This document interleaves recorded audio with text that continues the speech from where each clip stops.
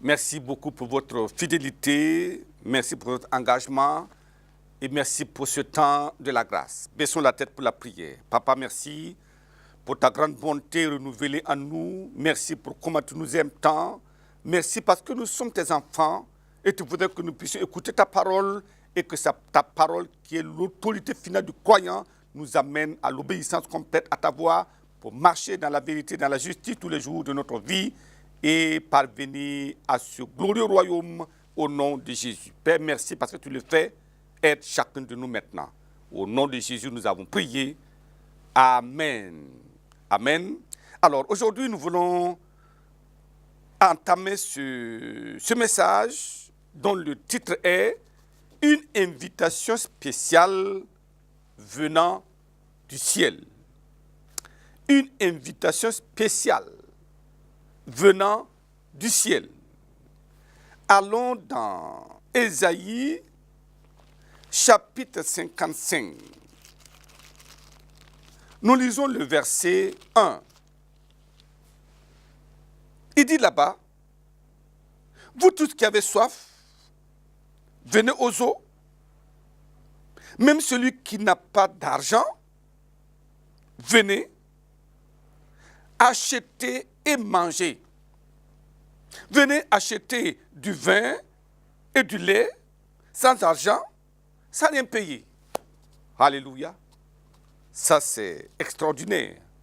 Venez et achetez sans rien payer. Ça, c'est pas ordinaire dans le monde dans lequel nous vivons. Alors que la vendeuse là-bas, le boutiquier là-bas, dit viens, sers-toi, c'est bon. Ça, c'est rare.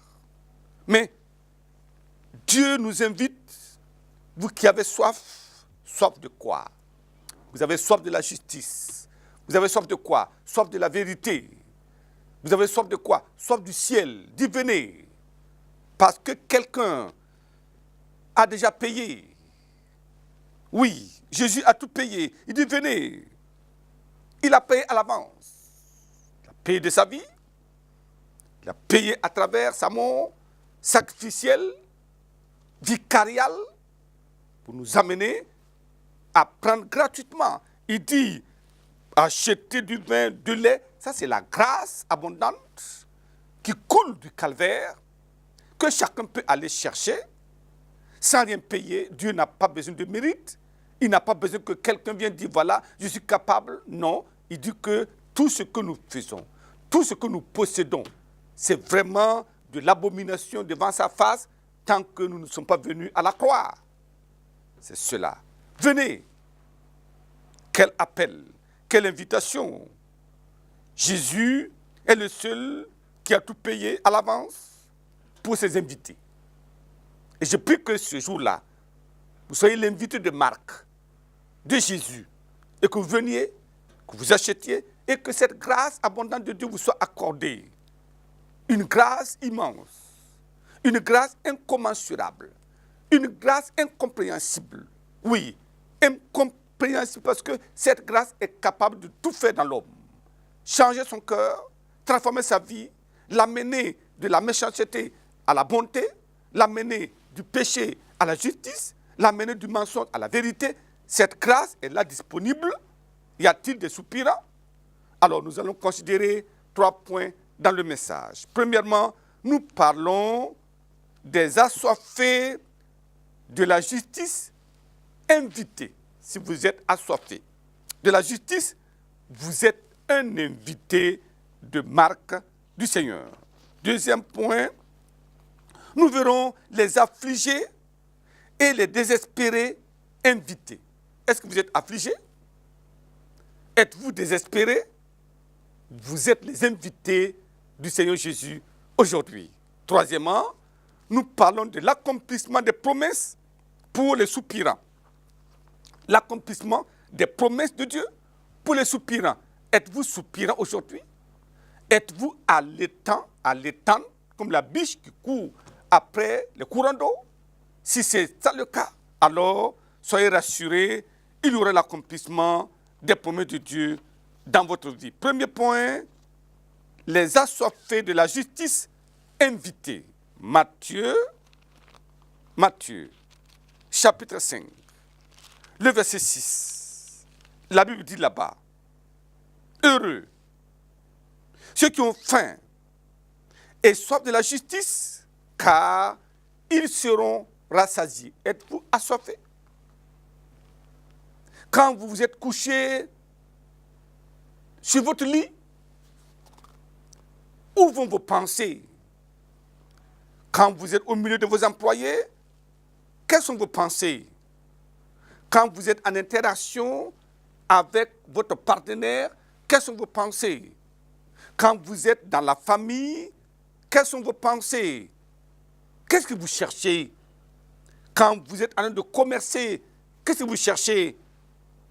Qu'est-ce qui tient comme primordial dans votre cœur?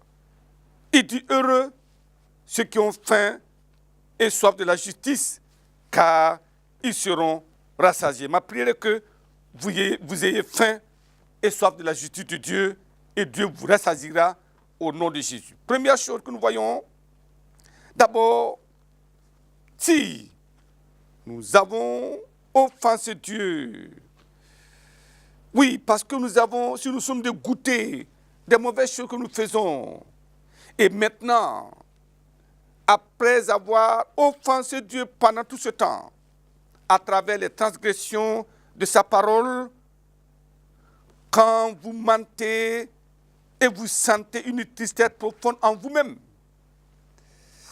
alors, cela veut dire que vous êtes un invité de marque du Seigneur. Quand vous dites ça, vous dites, oh, pourquoi ai-je pu dire ça? C'est pas vrai. J'ai menti à la pauvre dame. Oh, j'ai menti à cette structure gouvernementale. J'ai menti au service là-bas. Oh. Alors, quand vous avez ça dans votre cœur, quand vous sentez, quand vous trompez votre femme, ou vous trompez votre mari, et votre cœur est malade, vous dites, ah, comment ai-je pu faire ça? Il ne mérite pas ça. Et vous regardez son amour pour vous. Vous regardez tout ce qu'il a pour vous, Vous regardez tous les sacrifices qu'il a fait pour vous. Et vous l'avez trompé. Et votre cœur commence à battre. Vous dites, non, mais comment ai-je pu faire ça? Vous êtes un invité d'honneur du Seigneur pour recevoir tout ce dont vous avez besoin parce que vous avez faim et soif de la justice. Quand vous commettez l'immoralité et vous êtes abattu, c'est comme si vous êtes en train de mourir. Mais comment? Ces jeunes hommes dans la masturbation, ils se lèvent le matin et disent, mais comment? On dit, mais pourquoi tu es comme ça triste? Il dit, non, ça ne va pas. Es-tu malade? Non. As-tu la fièvre? Non. As-tu mal au ventre? Non. Et à la tête? Non. Mais ça ne va pas. Ça, c'est la preuve que quelque chose est en train de bouger dans notre cœur vers une soif pour la justice. Quand vous allez faire un sacrifice là-bas aux idoles, et désormais votre cœur est troublé, vous dites, oh, pourquoi j'ai appris qu'un Dieu au ciel, créateur de toutes choses, créateur des idoles, pas des idoles, créateur de tout ce monde, et Satan a créé des idoles. Et moi, j'ai laissé le Dieu grand aller me prosterner devant ce tronc d'arbre-là, taillé, devant ce caillou rempli de plumes, de poulets. Oh Seigneur, pourquoi j'ai fait ça? Pourquoi je n'ai pas pu rester tranquille pour attendre ton heure? Pourquoi je suis allé consulter cet homme? Pourquoi j'ai bu cette eau sale là-bas? Pourquoi je me suis lavé avec ces décoctions puantes? Oh non, Seigneur, j'ai mal agi. Vous êtes des invités pour le pardon gratuit. C'est comme cela. Vous êtes des invités d'honneur pour le Seigneur. Deuxièmement, vous êtes dégoûté d'avoir transgressé le plus grand commandement de Dieu. Ça veut dire quoi? Quand nous disons le plus grand commandement, quelqu'un va dire, oh, est-ce qu'il a tué quelqu'un? Non, ce n'est pas le plus grand commandement. Ce n'est pas le plus grand péché. Qu'est-ce que c'est? Regardons Matthieu chapitre 22. Vous voyez, ce que les hommes considèrent, ce n'est pas ce que Dieu considère. La mesure, l'unité de mesure de Dieu est différente de l'unité de mesure des hommes. Il dit, Matthieu 22, le verset 37. Alors, verset 36, Maître, quel est le plus grand commandement de la loi? Jésus lui répondit, tu aimeras le Seigneur ton Dieu de tout ton cœur, de toute ton âme et de toute ta pensée. C'est le plus grand, c'est le premier et le plus grand commandement. Alléluia. Vous voyez, c'est le plus grand commandement. Aimer Dieu de tout son cœur, de toute sa pensée, de toute sa force. Et nous aimons quelque chose d'autre. Peut-être de l'argent, peut-être une femme, peut-être un homme, peut-être un poste, peut-être la politique, peut-être quelque chose. Il dit non. Vous êtes en train de transgresser le plus grand commandement. C'est le plus grand péché que vous commettez. En considérant le Créateur comme rien. N'a pas de temps pour lui. Pourtant, il vous a donné le souffle, la vie. Il vous a donné tout. Même ce que vous possédez, c'est lui qui vous a donné. Mais malgré tout, nous disons non. Je n'ai pas besoin de lui. Je n'ai pas le temps pour lui. C'est le plus grand péché que nous pouvons commettre. Regardons Psaume chapitre 60, Psaume 63. Quand vous êtes dans cet état, transgressant la loi de Dieu, et brusquement, quelque chose se passe en vous, alors c'est la preuve. Quand vous réalisez que vous avez transgressé cette loi de Dieu, que vous n'aimez pas Dieu, et brusquement, Psaume chapitre 63, verset 2, ô Dieu, tu es mon Dieu, je te cherche. Mon âme a soif de toi, mon corps soupire après toi, dans une terre aride et desséchée, sans eau. Ainsi, je te contemple dans le sanctuaire pour voir ta puissance et ta gloire. Quand nous courons comme cela, ce dimanche-là, pour venir à l'église, en disant, oh, je vais aller parce que j'ai transgressé le plus grand commandement. Dieu est tellement fâché contre moi. Je vais et nous sommes assoiffés. Alors, ça veut dire que nous sommes des invités spéciaux du Seigneur. Gloire à Dieu. Je prie que nous comprenions cela, l'amour de Dieu dans notre cœur, qui nous amène à nous lever. Oui, avec hardiesse, avec passion, pour courir vers le Sauveur. Et ce soir, si vous le faites, ce jour-là, si vous le faites, la grâce de Dieu coulera du calvaire et va étancher votre soif et votre faim au nom de Jésus. Deuxième point, nous parlons des affligés et les désespérés invités. Si vous êtes affligés, vous êtes désespérés, alors vous êtes les invités du Seigneur. Luc chapitre 4. Luc chapitre 4. Nous lisons le verset 18. La Bible dit là-bas, verset 18. L'Esprit du Seigneur est sur moi parce qu'il m'a oint pour annoncer une bonne nouvelle aux pauvres. Il m'a envoyé pour guérir ceux qui ont le cœur brisé, pour proclamer aux captifs la délivrance et aux aveugles le recouvrement de la vue, pour envoyer libres les opprimés, pour publier une année de grâce du Seigneur. Voilà. Pourquoi Christ est-il venu dans le monde? Premièrement, il dit, il est venu pour annoncer la bonne nouvelle aux pauvres, pauvres en esprit ou pauvres physiques. Tout ceci, ils soupirent après quelque chose, ils soupirent après la délivrance, ils soupirent après une vérité qu'ils n'ont jamais eue, ils ont la soif de la vérité. Alors, la bonne nouvelle est donnée en ce moment. Christ est venu pour cela. Il m'a envoyé pour guérir ceux qui ont le cœur brisé. Brisé par les problèmes de la vie. Brisé par la maladie. Vous êtes brisé parce que votre foyer est en lambeaux. Brisé parce que vous avez perdu votre travail. Brisé parce que personne ne vous considère dans la société. Brisé parce que vous êtes rejeté par la famille et par tout le monde. Il dit, il est venu. Alléluia. C'est une bonne nouvelle. Il m'a envoyé pour guérir ceux qui ont le cœur brisé. Il dit, pour proclamer aux captifs la délivrance. Toutes ces personnes captives de Satan, captives des systèmes du monde, captives de tous les péchés du monde. Toutes ces personnes qui sont dans des enclos de la mondanité ou de l'immoralité, de tous ces péchés horribles. Oui, il dit, il est venu. Alléluia. Il est venu pour ça.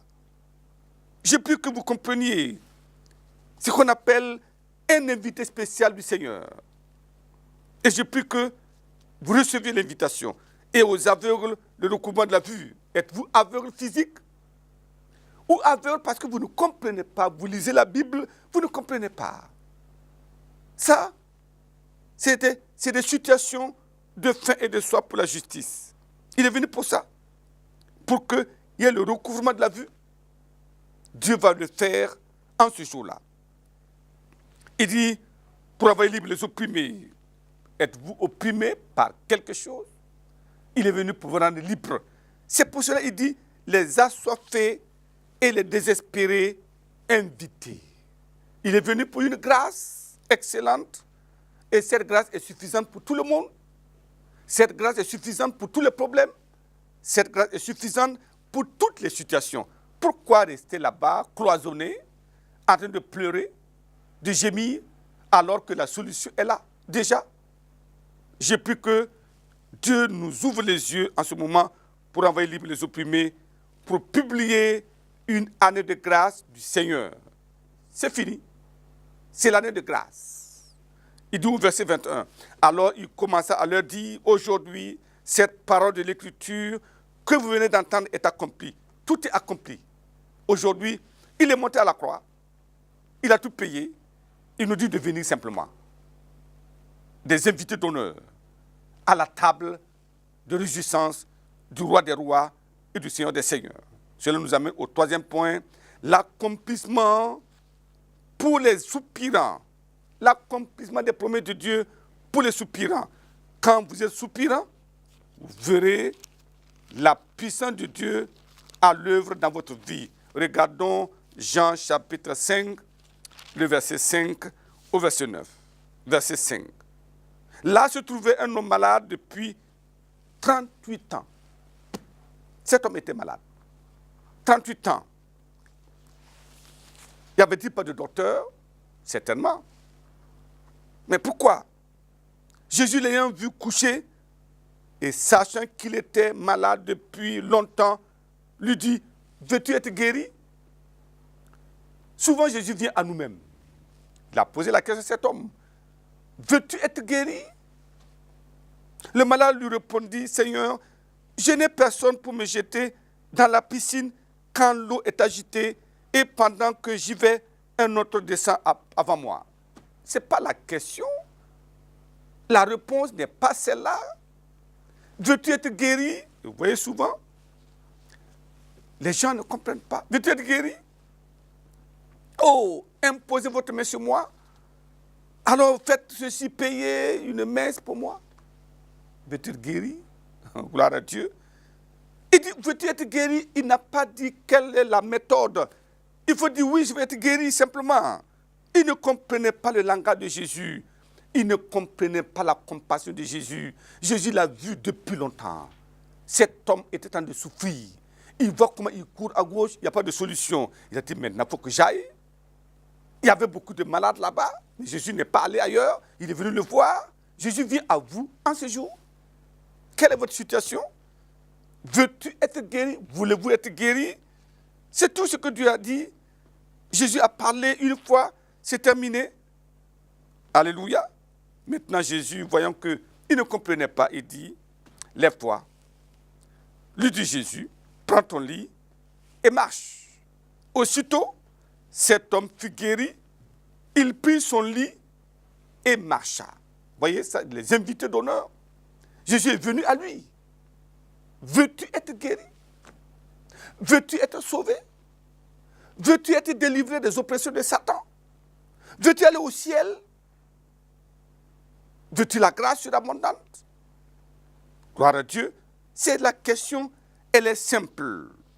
Jean chapitre 5, le verset 14. Il dit là-bas, verset 14, depuis, Jésus le trouva dans le temple et lui dit, voici, tu as été guéri, ne pêche plus, de peur qu'il ne t'arrive quelque chose de pire. Quand nous venons à l'invitation du Seigneur, nous recevons la grâce de Dieu pour mener une vie meilleure, pour avoir la réponse à nos cris, pour être racheté. Mais il dit, tu as été guéri. C'est une grâce excellente, payée gratuitement pour toi, mais ne pêche plus. Il y a un danger de recevoir la grâce et d'aller encore pécher. Luc chapitre 7. Luc chapitre 7, le verset 47. Luc 7, verset 47. Il nous dit, c'est pourquoi, je te le dis, ces nombreux péchés ont été pardonnés. Gloire à Dieu. Voyez, c'est important de noter, quelle que soit la multitude de nos péchés, la gravité de nos péchés, la miséricorde de Dieu est capable d'effacer tout ça. Parce que Jésus est ému de compassion pour vous. Imaginez ce brigand qui était à la croix, à la droite du Seigneur. Là-bas, regardez tous les péchés qu'il a commis, les meurtres. Il a tout fait, tout mal qu'on peut calculer. Et les gens ont dit, cet homme n'a plus le droit de vivre. Il faut le clouer pour qu'il meure. Et bientôt, on allait casser leurs jambes parce que ce n'était pas possible afin qu'il meure. Un simple mot, souviens-toi de moi quand tu viendras dans ton royaume. Terminé. Et Jésus dit, aujourd'hui, tu seras avec moi dans le paradis de Dieu. C'est comme cela l'amour débordant de Jésus. Cette femme était une femme pécheresse. Mais quand elle est venue à Jésus, Jésus a dit, tes nombreux péchés, oui, sont pardonnés. Dieu voudrait pardonner aujourd'hui. Pouvez-vous venir à lui avec vos montagnes de péchés? Il se plaît pour enlever ceci, pour vous libérer et vous délivrer. Verset 48, il dit à la femme, tes péchés sont pardonnés. Alléluia. Tes péchés sont pardonnés. Alléluia. Et il dit au verset 50, mais Jésus dit à la femme, ta foi t'a sauvé. Je prie qu'aujourd'hui, nous puissions manifester la foi au Seigneur et recevoir le pardon et la réjouissance au ciel avec lui. Mais nous devons pratiquer le bien. Qu'est-ce qui va se passer en ce jour-là? Matthieu 25, le verset 31. Il nous dit, lorsque le Fils de l'homme viendra, parce que Jésus va revenir, alors il reviendra dans sa gloire avec tous les anges. Il s'assiera sur le trône de sa gloire. Ce n'est pas quelqu'un d'autre, mais c'est lui. Il s'assiera sur le trône. Ceux qui le méprisent aujourd'hui, qui l'oublient aujourd'hui, qui le maltraitent aujourd'hui, qui blasphèment son nom aujourd'hui, il s'assiera sur le trône. Toutes les nations s'assembleront devant lui. Il séparera les uns d'avec les autres, comme le berger sépare les brebis d'avec les boucs. Et il mettra les brebis à sa droite et les boucs à sa gauche. Alors le roi dira à ceux qui seront à sa droite, venez. Alléluia, les invités d'honneur. Venez vous qui êtes bénis de mon Père, prenez possession du royaume merveilleux. Alléluia. Qui a été préparé dès la fondation du monde, car j'ai eu faim et vous m'avez donné à manger. J'ai eu soif et vous m'avez donné à boire. J'étais étranger, vous m'avez recueilli. J'étais nu et vous m'avez vêtu. J'étais malade et vous m'avez visité. J'étais en prison et vous êtes venus me voir, vers moi. Alléluia. Les justes diront, répondent, Seigneur, quand avons-nous vu avoir faim, t'avons-nous vu et t'avons-nous donné à manger, et avons-nous avoir soif, et t'avons-nous donné à boire? Quand? Alléluia. Jésus dit maintenant. Alors, le roi dira et répondit, je le dis en vérité, toutes les fois que vous avez fait ces choses à l'un des plus petits de mes frères, c'est à moi que vous avez fait. Je prie que Dieu nous donne la grâce de faire le bien. Et alors, nous allons entrer dans son royaume merveilleux, glorieux. Au nom de Jésus, baissons la tête pour la prière. La grâce, une invitation spéciale de Dieu, une invitation incroyable, une invitation passionnée. Alors, baissons la tête ce jour-là, et disons au Seigneur, oh, j'ai compris, je viens. Oui, les affligés sont invités, les assoiffés sont invités, ceux-là qui sont dans des troubles sont invités, ceux-là qui sont tourmentés par le péché sont invités. Venez. Papa, merci pour ta parole en ce jour. Merci pour ta miséricorde maintenant, qui est comme toi, grand, puissant, admirable. Merci pour ce que tu fais. Je prie que tu pardonnes ton peuple, et afin que nous puissions ensemble avoir part à cet arbre de vie dans le ciel, et que la porte du ciel soit ouverte maintenant pour chacun. Merci Seigneur pour cette grande invitation, et merci pour la perfection de ton œuvre dans la vie des hommes, des femmes, des enfants et des jeunes, au nom de Jésus. Père, merci parce que tu l'as fait. Au nom de Jésus, nous avons prié. Amen. Amen. Que Dieu vous bénisse abondamment.